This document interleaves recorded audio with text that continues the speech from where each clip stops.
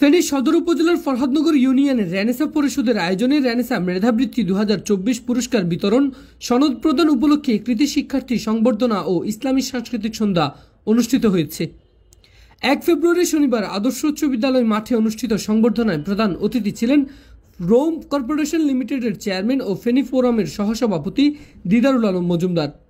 Maijdee technical school and কলেজের chief inspector Mohammad হাশিমের সভাপতিত্বে guest of honour ছিলেন চট্টগ্রামের লোহাগাড়া উপজেলার নির্বাহী কর্মকর্তা মোহাম্মদ ইনামুল হাসান। বিশেষ অতিথি ছিলেন গ্র্যান্ড হক টাওয়ারের পরিচালক ও বিশিষ্ট ক্রীড়া সংগঠক ইমনুল হক।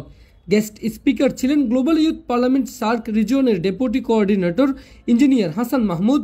এ সময় শুভেচ্ছা বক্তব্য রাখেন রেনেসা মেধাবৃত্তি পরীক্ষার প্রধান সমন্বয়ক মোহাম্মদ আলাউদ্দিন মিয়াজি ও আহ্বায়ক মাওলানা মোহাম্মদ জামাল উদ্দিন। অনুষ্ঠানে বৃত্তিপ্রাপ্তদের হাতে ক্রেস্ট, সনদ ও শিক্ষাবৃত্তি তুলে দেন অতিথিবৃন্দ। অনুষ্ঠানে ফেনী সাহিত্য সাংস্কৃতিক পরিষদের আয়োজনে কাওয়ালি নাটিকা, কৌতুক, অভিনয় মঞ্চে পরিবেশনা করেন। ইসলামী সঙ্গীত পরিবেশন করেন সুর সম্রাট মশিউর রহমান। এম এ আকাশ, ফেনীর তালাশ, ফেনী।